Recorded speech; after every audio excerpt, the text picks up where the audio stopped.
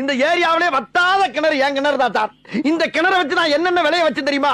இந்த பக்கம் 500 தென்னை, இந்த பக்கம் 500 வாழை, நடுவுல ஒரு 1000 அடி நீளத்துக்கு வாய்க்கா, இந்த பக்கம் 500 கொய்யா மரம் சார்.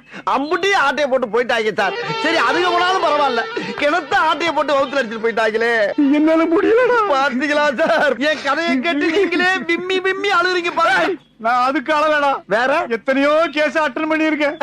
வாழ்க்கையில இப்படி ஒரு கேஸ் நான் அட்டன் பண்ணவே இல்லடா. கிணறை காணாமனு ஒரு கேஸ் ஆடா. அதாண்டி கேஸ். போதும்டா. என்ன ட்ரெஸ் கலட்டுறா? ஒருவேளை இவன் கிணறு தோண்ட போறானோ?